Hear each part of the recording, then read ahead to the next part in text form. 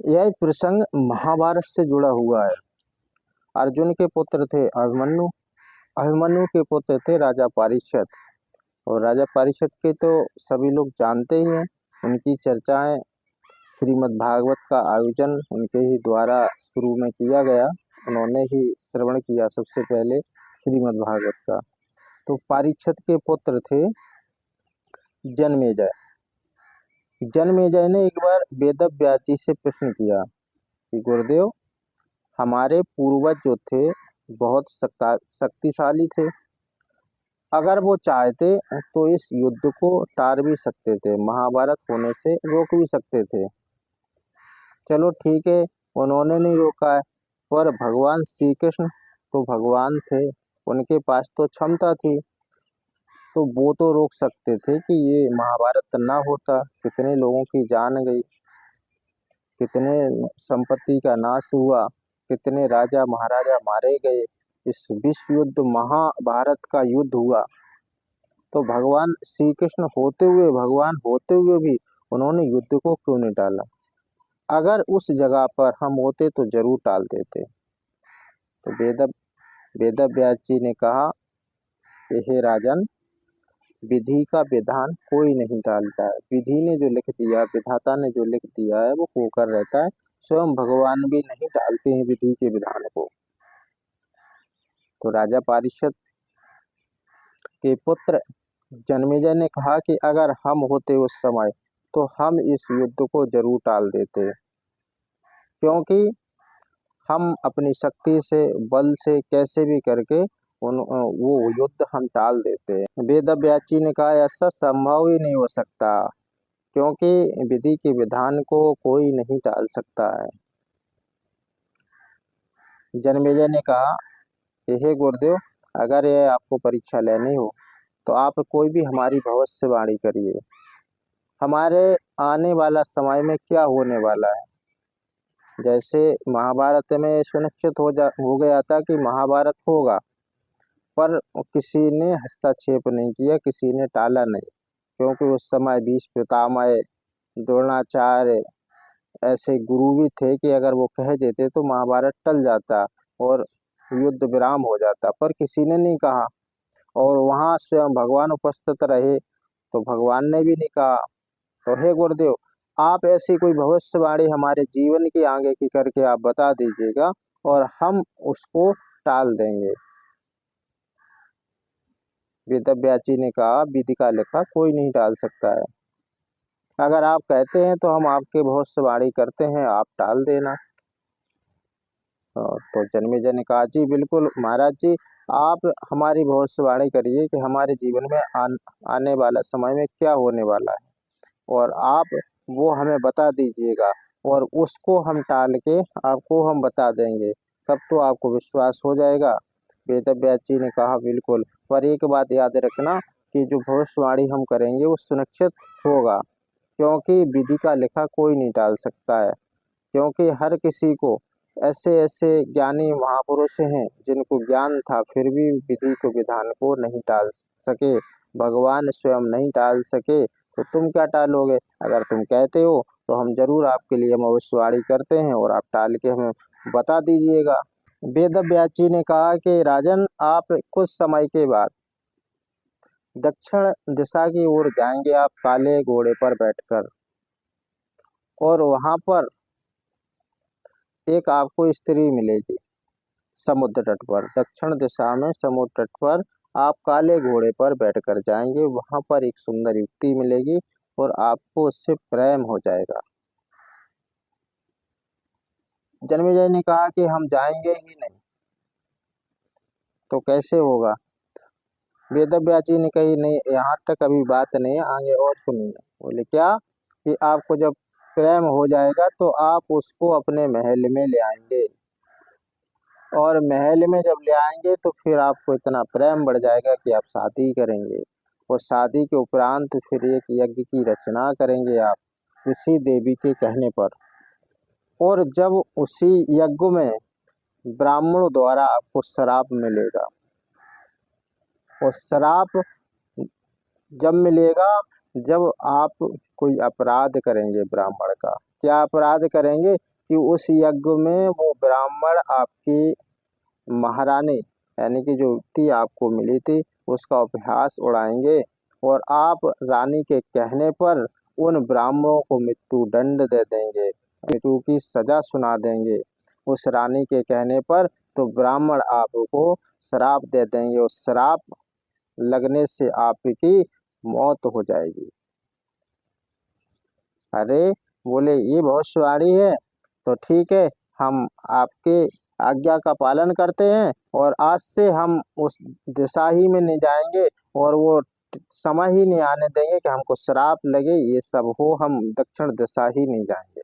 अब जन्मेजय ने विचार कर लिया कि हम न तो काले घोड़े पर बैठेंगे न दक्षिण दिशा में जाएंगे, देखते हैं कि विधि का विधान कैसे ये सब करवाता है। बहुत दिन के समय हो गया। एक दिन क्या हुआ कि राजा ने वही काला घोड़ा लिया और जंगल की ओर भ्रमण के लिए निकल गए। भ्रमण करते करते और वे वही दक्षिण दिशा के तट पर उस कन्या के पास, युवती के पास पहुंच गए और जब उस कन्या को देखते हैं तो राजा जन्मेजय मोहित हो जाते हैं, प्रेम हो जाता है। फिर राजा जन्मेजय को वही वेदव्यास जी की बात याद आ गई कि उन्होंने कहा था कि हमें एक युवती से प्रेम होगा, हम उससे विवाह करेंगे और विवाह करेंगे तो विवाह करने के उपरांत हम एक यज्ञ की रचना करेंगे, उसी यज्ञ में हमें श्राप मिलेगा। सोचने लगे कि हम इससे शादी नहीं करेंगे, पर ये युवती तो बहुत सुंदर है, इससे तो हमें प्रेम हो गया। सोचा कि चलो हम इसको महल ले आते हैं, पर शादी नहीं करेंगे, महल में ऐसे ही रखेंगे।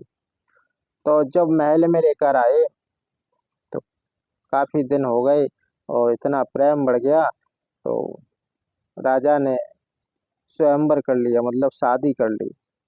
शादी के उपरांत रानी के कहने पर महाराज ने सुंदर यज्ञ की रचना की, यज्ञ किया और यज्ञ में ब्राह्मण आए, ब्राह्मणों ने यज्ञ करवाया और ब्राह्मणों ने थोड़ा महारानी से उपहास कर दी, हंसी मजाक में कुछ बोल दिया तो रानी क्रोधित हो गई और महाराज जन्मेजय से बोले कि इनको मृत्यु दंड दिया जाए। और राजा प्रेम के वशीभूत थे, उन्होंने उस ब्राह्मणों को मृत्यु दंड दे दिया। जब मृत्यु दंड दिया तो ब्राह्मण क्रोधित हो गए कि छोटी सी बातों पर, हंसी मजाक की बातों पर लेकर आपने की रानी के कहने पर और तुमने मतलब ब्राह्मणों को मृत्यु दंड दे दिया, तुम राजा योग्य नहीं हो, हम तुम्हें श्राप देते हैं कि तुम्हें कुष्ठ रोग हो जाए। अरे जो ही श्राप मिला और राजा जन्मेजय को सारा वही ध्यान आ गया कि विधि की विधान को कोई टाल नहीं सकता। तुरंत पहुँचे वेदव्यास जी के पास, हमारी रक्षा कीजिए, हे गुरुदेव हमारी रक्षा कीजिएगा, हम विधि के विधान को नहीं टाल पाए और हमें आपने जो बताया था वही हुआ, हमारी रक्षा कीजिएगा। बहुत आग्रह करने पर वेदव्यास जी ने कहा ठीक है, तो हम आपको वही महाभारत की कथा श्रवण कराएंगे और जब हम श्रवण कराएंगे तो याद रखना, उसमें संदेह नहीं करना, संदेह आप करोगे तो हम कथा बंद कर देंगे और उस कथा श्रवण पान से आपको जो कुष्ठ रोग है, श्राप से मुक्त हो जाएंगे आप।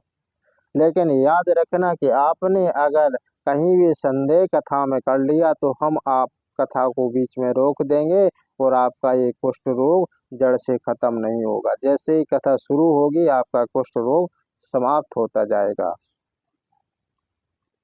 राजा जन्मेजय ने कहा, हे प्रभु, हे गुरुदेव, बिल्कुल हम कोई संदेह नहीं करेंगे, आप हमें कथा सुनाइएगा। तो वेदव्यास जी ने महाभारत की कथा का श्रवण कराया, युद्ध के बारे में बताया, भगवान ने गीता सुनाई, सारी बातें वेदव्यास जी ने सुनाई। जब प्रसंग भीम के ऊपर आया कि भीम इतने बलशाली थे कि बहुत से राजा उनसे परास्त हो गए और भीम इतने बलशाली थे कि बहुत से हाथियों को सूंड पकड़ पकड़ के घुमाकर और इतने तेजी से आकाश में फेंकते थे कि वो अंतरिक्ष में चले जाते थे और आज भी वो अंतरिक्ष में दिखाई देते हैं घूमते हुए। और इतनी तेजी से भीम ने और अंतरिक्ष में हाथियों को फेंका महाभारत में। जो ही यह प्रसंग आया तो जन्मेजय कहने लगे कि हे प्रभु, ये तो हम मान ही नहीं सकते, इतना बलशाली कि यहाँ पृथ्वी से हाथी को उठाकर और अंतरिक्ष में चला जाए, ये तो बहुत बड़ी बात है, ये तो हो मान ही नहीं सकते, ऐसा तो हो ही नहीं सकता है। वेदव्यास जी ने अपनी शक्ति से उन हाथियों को जमीन पर पटका। बोलो देखो, आज भी वो हाथी अंतरिक्ष से आपको नीचे दिखाया है, पर आपने संदेह किया, इसलिए हम इस कथा को ही विराम करते हैं। अब आगे कथा आपको नहीं सुनाएंगे। जन्मेजय का पूरा शरीर कुष्ठ रोग से ग्रसित था, तो समाप्त होते जा रहा था। थोड़ा बिंदु कुष्ठ रोग का बचा था, जिससे अंत कारण वह मौत का कारण बना। पर जन्मेजय के संदेह करने पर वेदव्यास जी ने कथा का विराम कर दिया, उनको कथा को नहीं सुनाया। तो कहने का तात्पर्य यही है कि विधि का विधान जो होता है वो होकर रहता है, किसी के टाले नहीं टलता है। कितना भी प्रयत्न आप कर लें, अगर विधाता ने लिख दिया है कि आपकी मौत कैसे होगी, आपका जन्म कहाँ होगा, तो वो होकर रहता है। जिस पल जिस घड़ी में आपकी मौत लिखी होगी, उसको कोई नहीं टाल सकता है। रावण को पता था कि हमारी मौत कैसे होगी, फिर भी वो अपनी मौत को नहीं टाल सका। पूरा प्रयत्न करने के बाद काल को भी बांध लिया था, फिर भी रावण मौत को टाल नहीं सका। उसको पता था, सब काल को बांध लिया था उसने। जितने देवता थे सारे बंधन में थे उसके। पूरी पृथ्वी पर सब जगह उसका राज्य था। लेकिन जब अंत समय आया ना, जब वो घड़ी आई, तो उसको भी मरना पड़ा। विधि का विधान कोई टालने वाला नहीं है।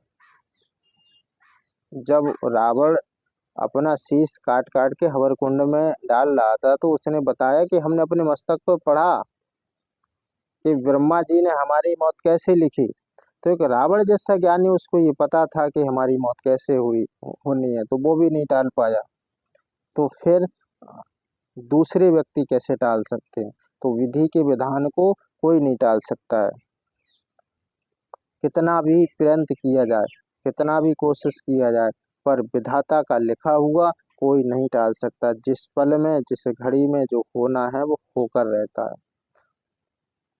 और लोग आज कहते हैं कि हम टाल देंगे। यही जन्मेजय का हाल हुआ कि जन्मेजय भी सोच रहे थे कि हम विधि के विधान को टाल दें अपने बल से, शक्ति से, प्रयास से, पर नहीं टाल पाए। जो विधि लिख देते हैं, जो विधान हो गया, जो विधि का विधान लिख गया, वो किसी ने कभी नहीं टाल पाया। स्वयं भगवान भी उसको नहीं टालते, वरना भगवान चाहते तो महाभारत नहीं होता, भीष्म चाहते तो महाभारत नहीं होता, कृपाचार्य चाहते, द्रोणाचार्य चाहते तो महाभारत नहीं होता।